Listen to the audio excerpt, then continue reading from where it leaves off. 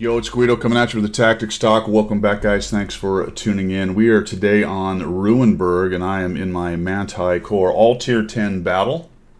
As you can see right there, we're spawned in the south. It's a standard battle. Let's talk about sensing opportunities or sensing an opening. Things you might be looking for.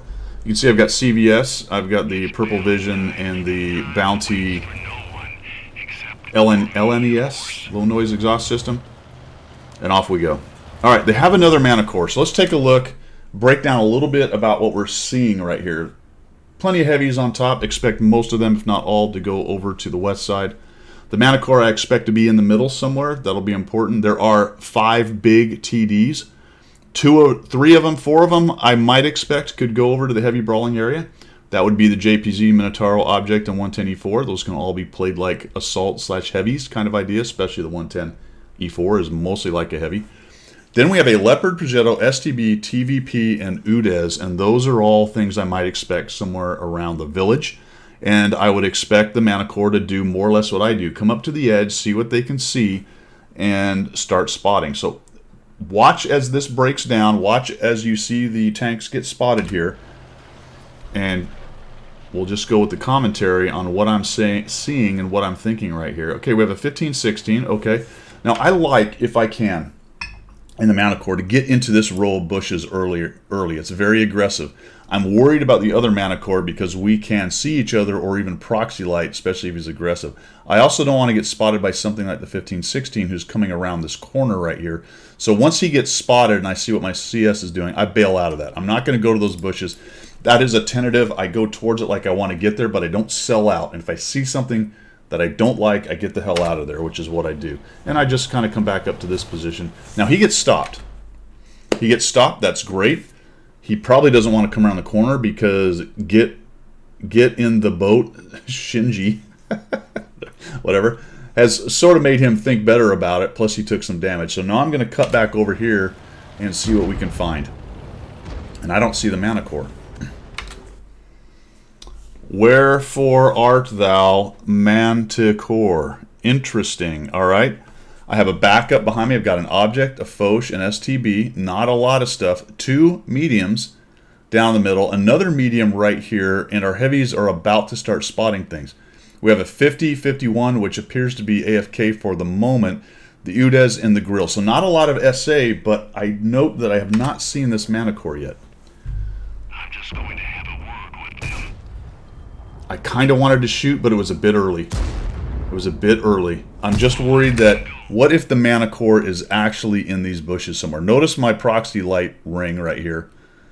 So if he's right across from me, we're probably going to proxy. But if he's lower or higher, I might not get proxy. And I kind of doubt he's lower because these guys cross so fast. So I'm starting to think, where is this guy? Heavies and assault TDs are showing up in the town.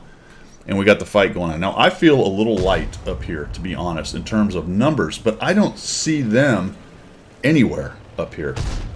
And we're actually shooting guys in the back. That's highly unusual on this map. If their mediums had come up to the little village there, we would start seeing some things. We would see damage potentially going on against the CS and the STB who are poking. Now, they do have some hits, but they're not engaging a whole bunch. Or we'd simply be getting lights, and that was very, very interesting. So now I'm starting to sense that. I'm starting to sense an opening. It's not 100%. Look, everybody's still in the game right now. We haven't lost really any tanks on either side. So be very careful about looking at something like this and go, oh, Guido said there's an opening, and charge in. We got to find some guys. So this is more of a intel gathering move than anything. All right, why do I go here? I go here because the STB moved up where he was.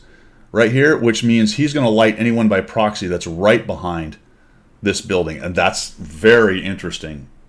Almost never do you see somebody come up here this early in the game with this many tanks and this many mediums on the enemy side and not see anything. But I know the Udez is there. The 50-51 was way in the back. Where are they? Ah, there we go. Just as a side note, that's a bit of a dangerous spot. See this opening right here?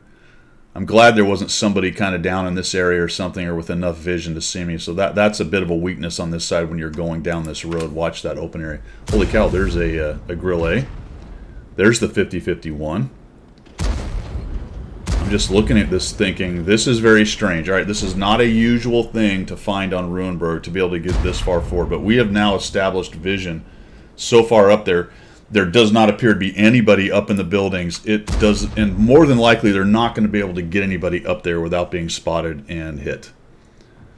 And I'm watching, guys, look at the 907. 907's actually pushing, and that was very interesting. I said, well, how was the 907 that far forward and not getting shredded? Almost tipped myself over. Let's go over that way and see what we can find back in the back. Very interesting. The Udez is pinned down. The 50-51 seems to be hiding out in the back.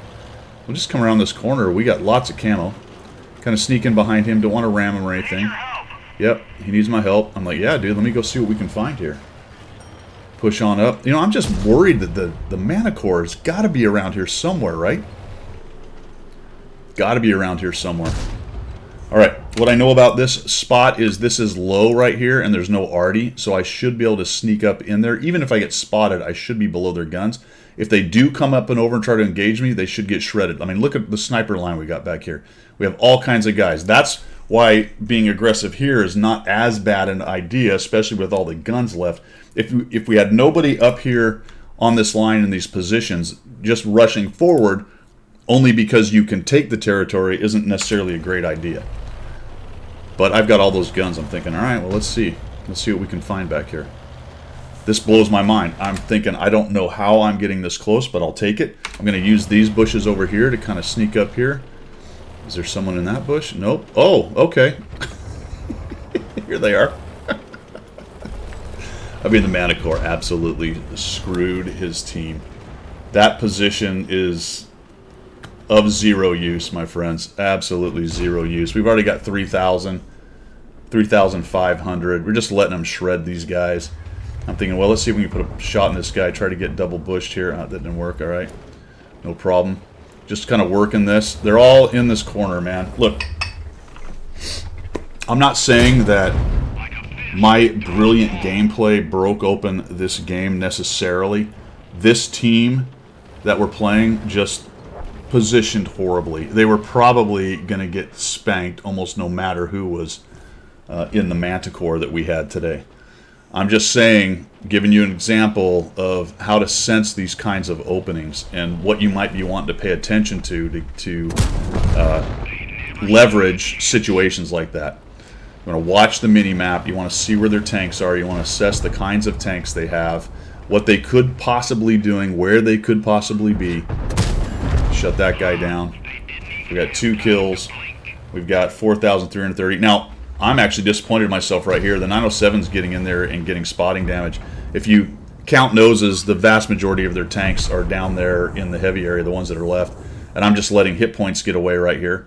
And I'm letting spotting go to the 907. So he's being aggressive and loving life, just grabbing stuff up. So had I been down there with him, some of that would have been my spotting as well. You know, you got to be able to assess what you're doing, and even when things are going great and you're having a good game, understanding when you could have had a better game, the mistakes you continue to make after that point, because we all do that. I think that's a lost art, potentially, or maybe it's an unknown art. Maybe it's a dark art. I don't know. But growing up doing what I did with the community that I did, we did a lot of self-assessment.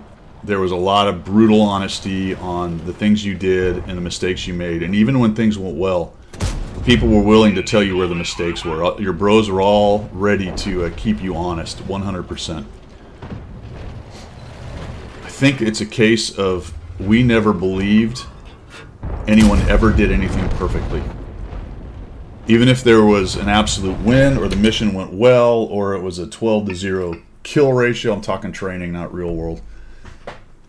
Even if everything went exactly as we wanted it to in terms of the objective, there was always, always, always a debrief on each individual's performance and the things they could have done better. And I can't tell you how important that is. Every single Super Unicum is going to have that attitude to some extent or the other. They're going to absolutely hold themselves accountable, even if it's a 15-0 or in this case a 15-3. With 4,300 spotting and 1,800 damage. No one who is at the top of their game is ever going to look at something like that. I'm not saying this was a massively great game; it was a good game, but they're never even if I'd done 10,000 damage, or let's call it 10,000 spotting and 2,000 damage, or something like that. I am still never going to look at that game and go, "Yep, perfect game. 0 mistakes were made. Absolutely amazing. I'm awesome." Nope. As a matter of fact, when you have that much success, it is generally more instructive to break down that success and find the fine-tune problems you did wrong, or to fine-tune the gameplay in those very difficult to break out problems. A lot of times that is much more impactful than taking a game where you just completely wholesale blew it and coming up with, well, I shouldn't have poked out in front of 2 KV2s. Okay, true. I mean, that's a good point, and it's something you shouldn't do, clearly.